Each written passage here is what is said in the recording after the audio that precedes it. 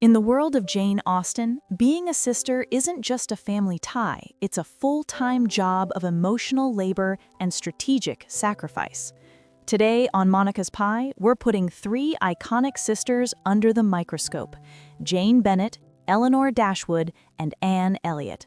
We're stripping away the romance to see who actually gave up the most for those around them. Welcome to the hierarchy of sacrifice, where we analyze the price of being the good daughter. First, let's meet our contestants. Jane Bennet is the passive saint, a woman who refuses to see evil in anyone and uses silence as her only defense. Then we have Elinor Dashwood, the rational pillar, who acts as the brain protecting her family's fragile heart while everyone else is falling apart.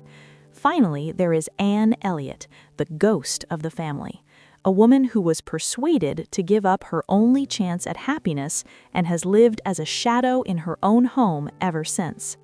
The nature of their sacrifices is what truly sets them apart. Jane Bennet's sacrifice is the mask of decorum.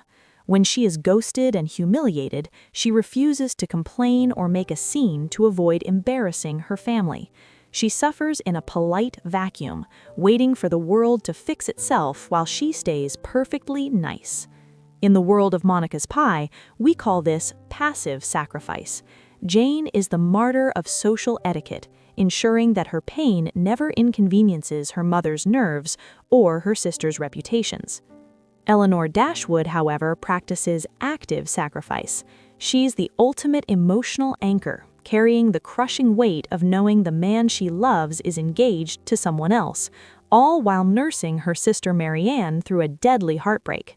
Eleanor denies herself the right to cry because she knows that if she breaks, the whole Dashwood household collapses.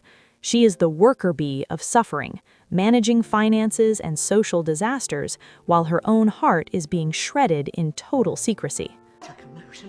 Mr. Edward Ferris, the very one I used to joke you about, Miss Dashwood, is engaged these 5 years to Lucy Steele. Poor Mr. Ferris, his mother. How long have you known? Pigeon, I need the carriage.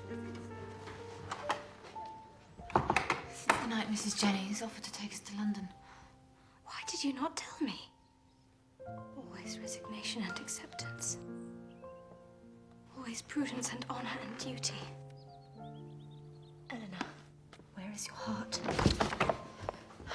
What do you know of my heart? What do you know of anything but your own suffering? But the most haunting sacrifice belongs to Anne Elliot, the gift of time. Anne didn't just sacrifice a moment or a secret, she sacrificed 8 years of her youth and beauty because she was told it was her duty. She lived as a servant to a narcissistic father and vain sisters who didn't even notice her presence. This is absolute sacrifice, the slow burning of one's entire soul for the sake of people who offer nothing in return. She stayed kind in a house full of ego, never allowing her resentment to turn into bitterness. So who is the ultimate martyr? While Jane is sweet and Eleanor is strong, the crown for the most selfless sister goes to Anne Elliot. Jane had Elizabeth to fight her battles, and Eleanor had the satisfaction of being the recognized leader of her home. Anne had nothing. She suffered in total isolation, bullied and used, yet she remained the moral center of her world. Eleanor is the hero who saves the day, but Anne is the saint who survived the silence. Jane Austen shows us that the loudest pain isn't always the deepest. Anne Elliot's silence was her greatest sacrifice, proving that true selflessness is often invisible to those who benefit from it most. Tell me in the comments, are you an Eleanor holding everything together for everyone else, or an Anne waiting in the shadows for a second chance at a life you almost gave up? Stay sharp, stay cynical. I'll see you in the next one.